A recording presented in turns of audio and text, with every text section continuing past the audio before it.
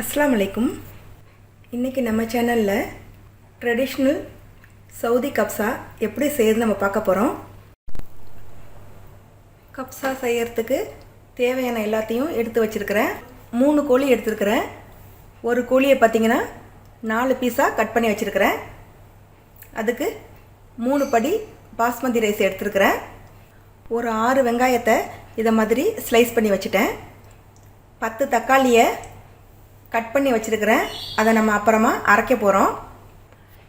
மசாலா என்னன்னு பார்த்துடலாம். 1 டீஸ்பூன் ஜீரகத்தூள், 1 டீஸ்பூன் மிளகுத்தூள், 1 டீஸ்பூன் மல்லித்தூள், கொஞ்சமா பட்டை பொடி, கொஞ்சமா கிராம்புத்தூள், அதே மாதிரி கொஞ்சமா ஏலக்காய் பொடி, 1 டீஸ்பூன் பெப்பரிக்கா பவுடர், கொஞ்சமா மஞ்சத்தூள், ஆரஞ்சு தோலை இத மாதிரி சீவி வச்சிருக்கிறேன். ஒரு கேரட்டை இத மாதிரி துருவி வச்சிருக்கிறேன். ஒரு 100 கிராம் அளவுக்கு டொமேட்டோ பேஸ்ட் தேவைப்படும்.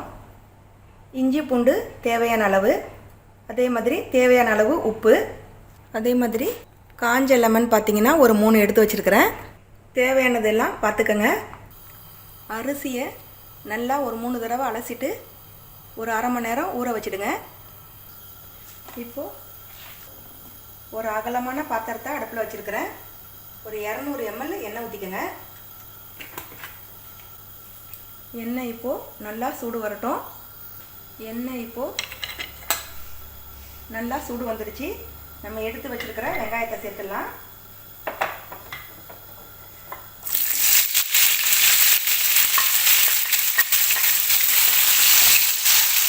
வெங்காயத்தை கொஞ்சம் பொன்னிறமாக வறுத்துக்கங்க.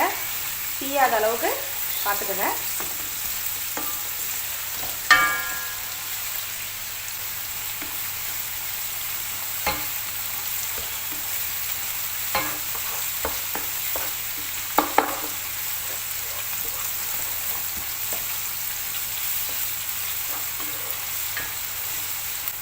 வெங்காயம் இன்னும் கொஞ்சம் ப்ரௌன் ஆகட்டும்.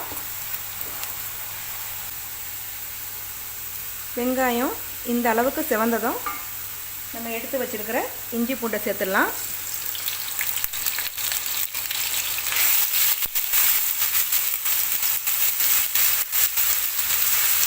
இஞ்சி பூண்டை பச்சை வாசனை போகிற வரைக்கும் நல்லா வதக்கி விட்டுருங்க.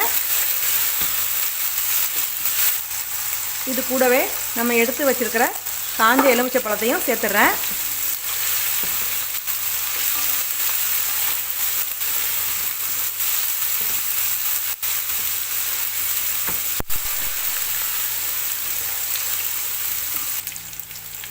இப்போ நம்ம சிக்கனை சேர்த்துடலாம்.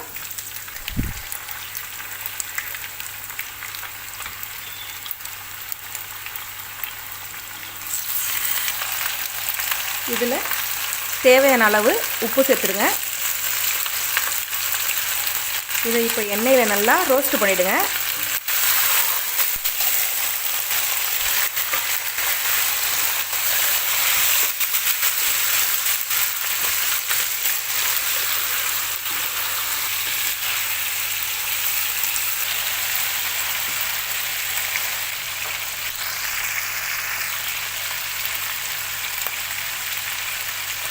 இப்போ பார்த்தீங்கன்னா சிக்கனோட கலர் கொஞ்சம் மாறி வந்திருக்குது.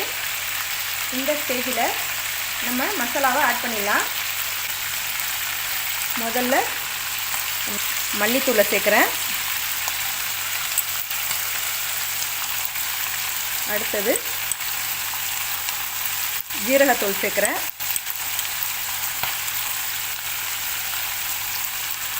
மிளகுத்தூள்,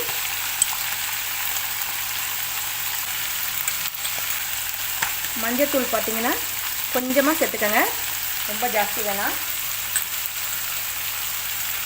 அடுத்தது பெப்பரிக்கா பவுடர், பட்டை கிராம்பு ஏலக்காய் தூள் மட்டும் ரொம்ப கொஞ்சமாக சேர்த்துக்கங்க. ரொம்ப ஜாஸ்தி ஆகிடுச்சுன்னா அதோட டேஸ்ட்டு மாறிடும். அதனால் கொஞ்சம் கொஞ்சம் சேர்த்துக்கங்க.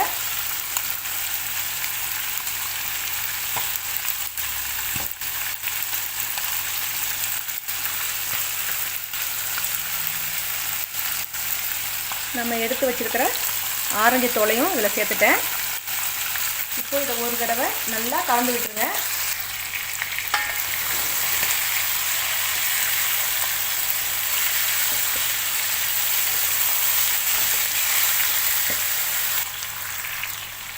இப்போது நம்ம எடுத்து வச்சுருக்கிற டொமேட்டோ பேஸ்ட்டை இதில் சேர்க்குறேன்.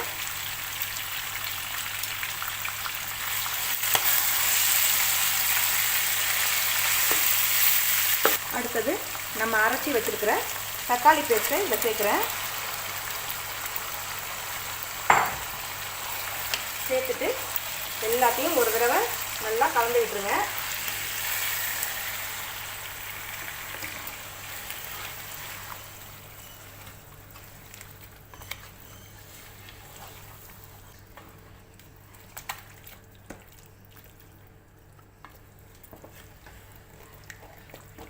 உப்பு எல்லாம் கரெக்டாக இருக்கான்னு பார்த்துட்டு இப்போ நம்ம தண்ணி சேர்த்துடலாம்.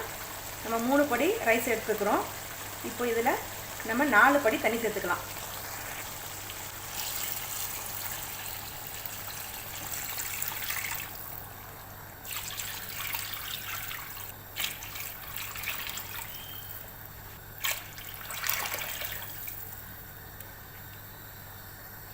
தண்ணியோட அளவு பார்த்திங்கன்னா இதில் நம்ம தக்காளியெலாம் நிறையா அரைச்சி ஊற்றிருக்கிறோம்.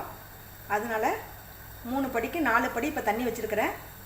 நமக்கு அரிசி போடும்போது தண்ணி பத்தலைன்னா நம்ம கெட்டிலில் கொஞ்சம் தண்ணியை போட்டு அதில் ஊற்றிக்கலாம். இப்போ பார்த்திங்கன்னா 4 படி தண்ணி ஊற்றி இதை வச்சுருக்கிறேன். இதை மூடி போட்டுட்டு ஒரு 25 நிமிஷம் நல்லா சிக்கனை வேக வச்சுடுங்க.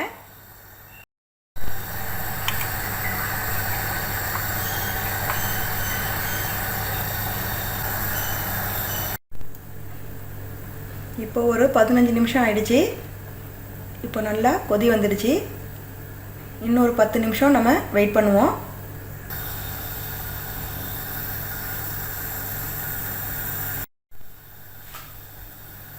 இப்போ பார்த்தீங்கன்னா சிக்கன் நல்லா வெந்துடுச்சு. இது மாதிரி ஒரு பேக்கிங் ட்ரே எடுத்துக்கோங்க. இதில் எல்லா சிக்கனையும் வச்சுட்டு நம்ம ஓவனில் வச்சு ஒரு 10லேருந்து 15 நிமிஷம் கிரில் பண்ணி எடுத்துக்கலாம். சிக்கன் பார்த்திங்கன்னா நல்லா வெந்திருக்கணும். எல்லா சிக்கனையும் எடுத்தாச்சு. நம்ம துருவி வச்சுருக்கிற கேரட்டை இதில் இப்போ சேர்க்குறேன்.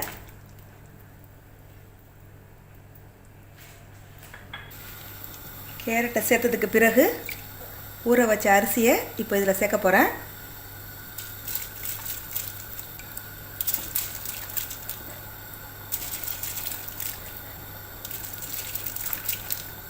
எல்லா அரிசியும் சேர்த்துட்டு மெதுவாக இதை கிளறிடுங்க.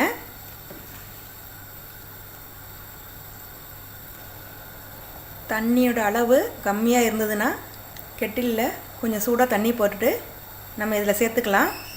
இப்போ ஃபஸ்ட்டு இது நல்லா கொஞ்சம் வேகட்டும். சிக்கனை இப்போ ஓவனில் வச்சுட்டேன். ஒரு 10லேருந்து 15 நிமிஷம் இது இருக்கட்டும்.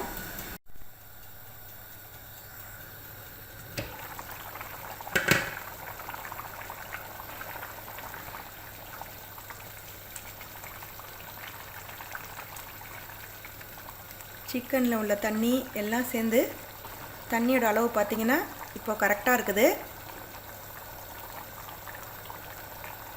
சோறு பார்த்திங்கன்னா கப்சா ரைஸுக்கு ரொம்ப குழஞ்சிடக்கூடாது.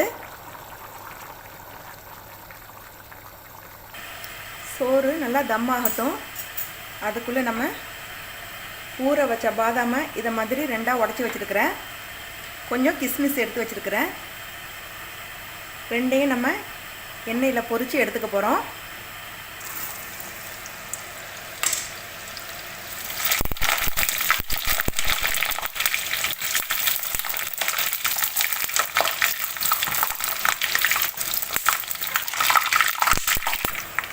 கிஸ்மிஸ் நல்லா பொரிஞ்சிடுச்சு. இதை எடுத்துடுறேன். அடுத்தது பார்த்திங்கன்னா பாதாமை சேர்த்துடலாம்.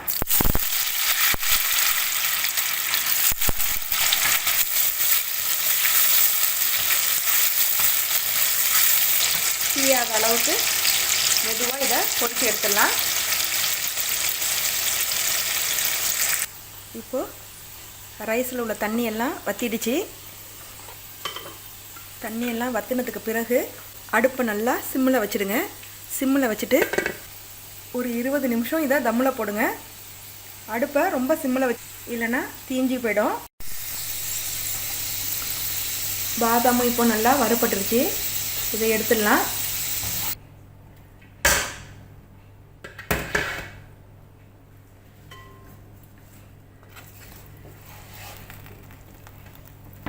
இப்போ பாருங்கள், சோறு நல்லா தம் ஆகிடுச்சு. நமக்கு ரைஸ் ரெடி ஆகிடுச்சு. சிக்கனும் பார்த்தீங்கன்னா ரெடி ஆகிடுச்சு.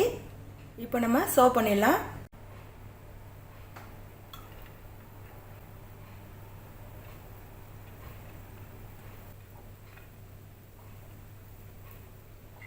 நம்ம சிக்கனை இப்போது மேலே வச்சிடலாம். இதுக்கு மேலே நம்ம வறுத்து வச்ச பாதாமையும் கிஸ்மிஸையும் சேர்க்குறேன்.